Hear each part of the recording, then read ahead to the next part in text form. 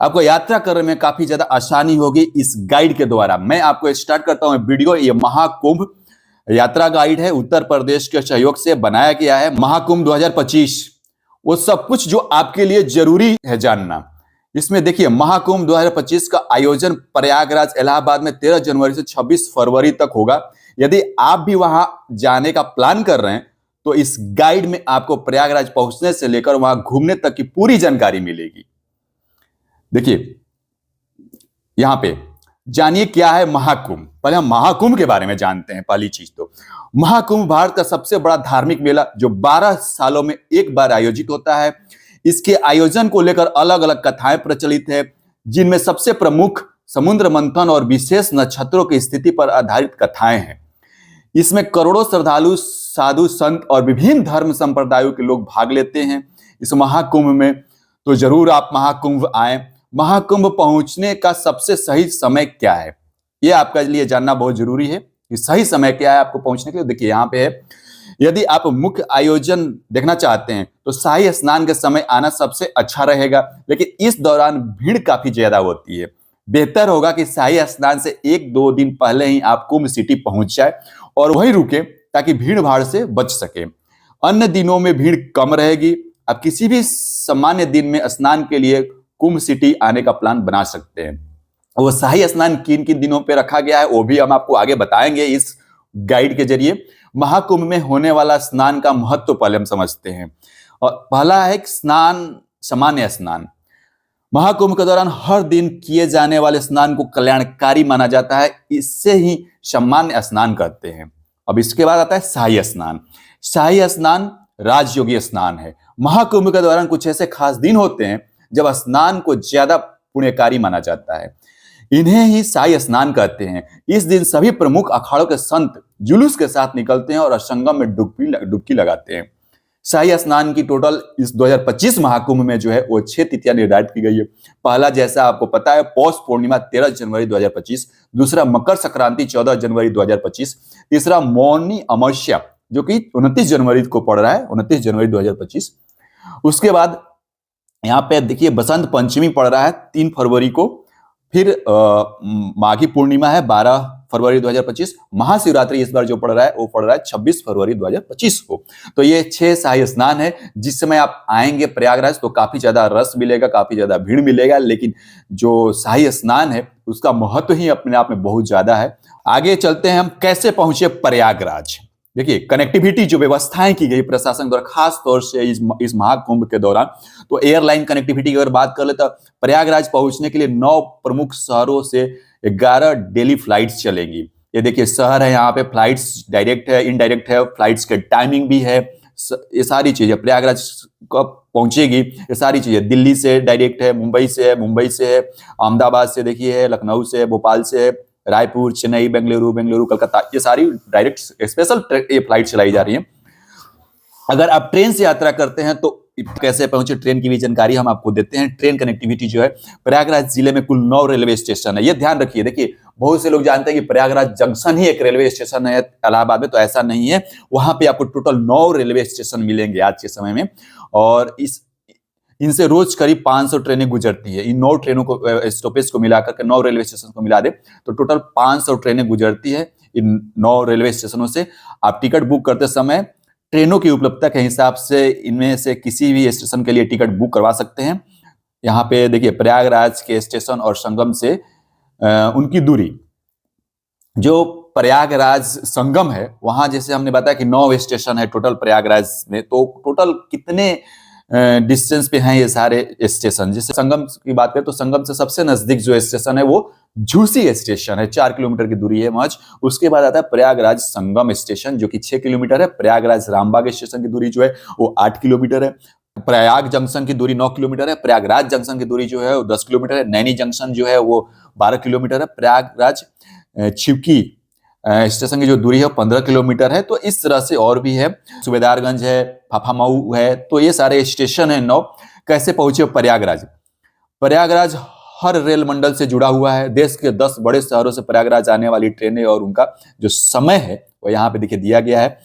शहर और ट्रेन का नाम, कितने बजे प्रयाग चलेंगी और कितने बजे प्रयागराज पहुंचेंगी, हफ्ते में कितने दिन है, ये सारी चीजें। अमृतसर से अगर आना है तो देखिए ट्रेन है ये, दिल्ली से आना है तो यहाँ पे सारी चीजें दी गई है, जयपुर से आना है तो भी चीजें यहाँ पे दी गई है डिटेल, लखनऊ से आना है तो, भोपाल से आना है तो, इंदौर से आना है तो, मुंबई से आना है तो, ये अब आगे देखिए और भी है, अहमदाबाद है, अहमदाबाद से आने के लिए, बेंगलुरु से, कोलकाता से, ये अलग अलग ट्रेनें हैं। यहाँ पे देखिए स्पेशल ट्रेनें चलाई जा रही है। ऊपर दी गई ट्रेन के अलावा 12 जनवरी से 28 फरवरी तक महाकुंभ के लिए करीब 992 स्पेशल ट्रेनें भी चलेंगी। इन सभी ट्रेनों के अलावा वो डेली रूटीन की ट्रेनें हैं जो हमने आपको ये ऊपर दिखाया जितनी ट्रेनें हैं, लेकिन उसके अलावा 992 स्पेशल ट्रेनें भी चलाई जा रही हैं। यात्रा से पहले ट्रेन का समय जरूर चेक करें, बदलाव संभव है क्योंकि स्पेशल ट्रेनें हैं तो किसी भी परिस्थिति में बदलाव हो सकता है। उसके बाद कैसे पहुंचे प्रयागराज, ये ट्रेन ट्रेवल गाइडलाइंस है। इसमें क्या है कि जैसे आप वहां पहुंचते हैं प्रयागराज तो अलग अलग स्टेशनों पे जो एग्जिट और एंट्री का जो होता है वो नॉर्मल डे की तरह नहीं है, यहाँ पे एक बदलाव किया गया है। तो वो चीजें यहाँ पे दी गई है, वो प्रतिबंध लगेंगे, किन किन दिनों पे प्रतिबंध लगेंगे, 12 से 16 जनवरी। देखिए प्रतिबंध लगने की वजह जो है 13 जनवरी को पौष पूर्णिमा और 14 जनवरी को मकर संक्रांति का शाही स्नान है, इसके वजह से वहां पर प्रतिबंध लगेगा। 29 जनवरी को मौनी अमावस्या होने की वजह से वहां 2 दिन का प्रतिबंध रहेगा। तो इस तरह से ये कुछ स्टेशनों पर प्रतिबंध लगाए जाएंगे, यानी कि जो निकलने और आने जाने का जो रास्ता है इन सभी पे प्रतिबंध लगाया जाएगा, नॉर्मल डे की तरह नहीं रहेगा। वो शाही स्नान के समय है। कैसे पहुंचे प्रयागराज, प्रतिबंध के समय अलग अलग स्टेशन पर ये बदलाव रहेंगे। क्या बदलाव रहेंगे, तो प्रयागराज जंक्शन जाते हैं तो स्टेशन में एंट्री केवल सिटी साइड से मिलेगी, वही नैनी जंक्शन पे जाएंगे तो स्टेशन में एंट्री केवल स्टेशन रोड से मिलेगी। दूसरा जो बदलाव किया गया, रेलवे स्टेशन से बाहर जाने के लिए यात्री सिर्फ सिविल लाइंस साइड का एग्जिट ही इस्तेमाल कर सकते हैं। वही नैनी जंक्शन में यहाँ पे है, नैनी जंक्शन से केवल माल गोदाम की ओर से ही यात्रियों को बाहर जाने दिया जाएगा। तो इस तरह के, ताकि देखिए बहुत ज्यादा रस होगा उस समय और भीड़ होगा, तो उस भीड़ को मैनेज करने की इस तरह से व्यवस्थाएं की गई है जो कि बिल्कुल सही है। और यहाँ पे अलग अलग स्टेशन, जैसे 9 स्टेशन, तो हर स्टेशनों पे अलग अलग एंट्री और एग्जिट का समय दिया गया है। प्रयागराज संगम स्टेशन पर शाही स्नान के लिए 1 दिन पहले से 2 दिन बाद तक बंद रहेंगे। ये है कैसे पहुंचे प्रयागराज। अगर रोडवेज से आना चाहते हैं तो भी बहुत से शहर जो हैं इलाहाबाद से कनेक्टेड हैं, ये देखिए डिस्टेंस के साथ दिया हुआ है। लखनऊ से आते हैं 200 किलोमीटर, आगरा से 500 किलोमीटर, गोरखपुर से 300, अयोध्या से 170, वाराणसी से 120 किलोमीटर, रायपुर से 600, रांची से 550, पटना से 400 किलोमीटर, दिल्ली से 700 किलोमीटर है, मुंबई से 1400 किलोमीटर है, जयपुर से 700 किलोमीटर है, अहमदाबाद से 1300, इंदौर से 900, भोपाल से 700 और चंडीगढ़ से 900 किलोमीटर है। समय के साथ यहाँ दिया हुआ है एक एवरेज निकाल कर कि कितने समय लगेंगे आपको जिस सिटी से आना चाहते हैं। फिर आगे हम आते हैं कि सबसे बड़ा जो अब अगला जो सवाल है, कहाँ रुक सकते हैं, क्योंकि जो भी लोग आएंगे प्रयागराज तो रुकने की सबसे बड़ा सवाल जो फर्स्ट आता है कि रुकने और ठहरने और खाने पीने की व्यवस्था है। तो देखिए यहाँ पे सारी चीजें आपको मिलेंगी जानकारी, पर बहुत अच्छे से रुक सकते हैं आप। यहाँ पे प्रयागराज में महाकुंभ के दौरान ठहरने के लिए कई तरह की सुविधाएं हैं, जिनमें टेंट, होटल, धर्मशालाएं और होम स्टे शामिल है। टेंट सिटी की अगर बात करें तो ये IRCTC के द्वारा भव्य तरीके से लग्जरी बनाया गया है। अगर आपके पास बजट है तो देखिए महाकुंभ के लिए प्रशासन ने संगम के पास टेंट सिटी बनाई है, जहां श्रद्धालुओं के लिए लगभग 25,000 टेंट मौजूद हैं। सोचिए, और इस तरह के आपको जो टेंट दिख रहे हैं, इस तरह से आपको वहां पे ठहरने के लिए टेंट मिलेंगे। इनके रेट्स अलग अलग है क्योंकि इसमें अंदर अलग अलग व्यवस्थाएं मिलेंगी आपको, उसके हिसाब से यहाँ पे चार्ज किया जाएगा। देखिए यहाँ पे इनमें कई तरह के टेंट शामिल हैं। किस तरह के टेंट की संख्या कितनी है और कितनी किराया है। देखिए बेसिक टेंट लेते हैं तो 10,000 इसकी संख्या है टोटल, 2,000 से 5,000 इसकी किराया है। डिलक्स अगर लेते हैं आप टेंट तो 5,000 से 10,000 लगेंगे, और लग्जरी टेंट बुक करते हैं तो आपको 10,000 से 20,000 लगेंगे। ये पर डे का किराया है, एक दिन का किराया है आप बुक करते हैं तो, यानी कि बेसिक करते हैं तो एक दिन का कम से कम 2,000 से 5,000 ये आपके सामने है। और इसकी जो बुकिंग कैसे करें, तो बुकिंग करने के लिए देखिए आपको यहाँ पे टेंट्स की बुकिंग यूपी टूरिज्म की वेबसाइट्स पे भी कर सकते हैं और IRCTC के जरिए भी आप बुकिंग इसकी कर सकते हैं। तो ये तो रहा कुछ हाई फाई लग्जरी जहाँ पे आप रुक सकते हैं। और उसके बाद होटल भी है, जहाँ पे प्रयागराज में अलग अलग तरह के लगभग 150 से ज्यादा होटल है। इनमें सस्ते बजट होटल से लेकर लग्जरी होटल्स तक शामिल हैं। इस तरह के होटल्स आप हर शहर में जाएंगे तो लग्जरी और नॉर्मल होटल्स मिल ही जाएंगे। तो उस तरह से यहाँ पे ये सब होटल है। प्रमुख जो होटल हैं जो लग्जरी हैं, होटल कानाश्याम है, होटल प्रयागराज एजेंसी है, होटल मिलन पैलेस है, होटल अजय इंटरनेशनल है, इस तरह के होटल का प्रतिदिन किराया सस्ता है। जैसे देखिए यहाँ पे सस्ता अगर होटल लेते हैं तो 1,000 से 3,000 रुपये, मिडिल वाला लेते हैं तो 3,000 से 7,000, लग्जरी लेते हैं तो 7,000 से 15,000 एक दिन का किराया। ये खास तौर से कुंभ के दौरान ये इतना हाई रेट बढ़ा हुआ है इनका। और देखिए धर्मशालाएं भी है, बहुत से लोग हैं जिनके पास अगर फिनेंशियल प्रॉब्लम है, पैसे की समस्या है, तो ऐसा नहीं कि आपको उसी टेंट में ठहरना पड़ेगा या होटल लेना पड़ेगा। आप धर्मशाला भी, बहुत सारे धर्म नगरी है इलाहाबाद, तो वहां पे आप धर्मशाला में भी रुक सकते हैं। शहर में लगभग 50 से ज्यादा धर्मशालाएं हैं जो खासकर तीर्थ यात्रियों के लिए किफायती आवास देती हैं। और देखिए धर्मशाला में मुख्य जो धर्मशाला है, नोट कर लीजिए जरूरी है, जैन धर्मशाला है, ये त्रिपोलिया जीरो रोड प्रयागराज में है। मधवा पेजावर मठ है, मीरा गली दारागंज प्रयागराज में है। बांगड़ धर्मशाला है जो कि जीटी रोड माधोपुर प्रयागराज में है। श्री शारदा पीठ में प्रयाग मोरी दारागंज प्रयागराज में है। और इनकी अगर बात करें धर्मशाला की किराया, तो प्रतिदिन जो इनकी किराया है 500 से 2,000 रुपये है। और यहाँ देखिए नोट में दिया हुआ है, धर्मशालाओं में बुकिंग पहले आओ पहले पाओ के आधार पर होती है। भीड़ भाड़ के कारण पहले ही बुकिंग करना उचित रहेगा। होम स्टे जैसे वहाँ पे बहुत से घर हैं जो रेंट पे देते हैं, तो वो भी होम स्टे की सुविधा दे रहे हैं। कुछ हैं एक आध जो यहाँ पे मेंशन है, तो आपको पता करेंगे वहाँ पे, तो बहुत से ऐसे हैं जो घर पे आप स्टे कर सकते हैं। उनको किराए, समझिए कि किराए पे आपको रूम मिल जाएगा एक दिन के लिए, उस तरह की है। यहाँ पे प्रमुख स्नान पर्व दिया हुआ है। देखिए पौष पूर्णिमा 13 जनवरी को है, मकर संक्रांति 14 जनवरी को है, मौनी अमावस्या 29 को है, बसंत पंचमी जो हमने आपको शुरुआत में 6 शाही स्नान दिखा था, बसंत पंचमी 3 जनवरी को, और माघी पूर्णिमा 12 फरवरी को, महाशिवरात्रि 26 जनवरी को है। और बाकी हमारे मोदी जी हैं और ये हमारे योगी जी हैं, देश के प्रधानमंत्री, और एक जो है यूपी के मुख्यमंत्री जी हैं, मुखिया। तो ये दोनों लोग का यहाँ पे चेहरा आपको दिख रहा है। कुंभ यहाँ पे देखिए। अब अगला जो आता है महाकुंभ के लिए टिप्स क्या करें।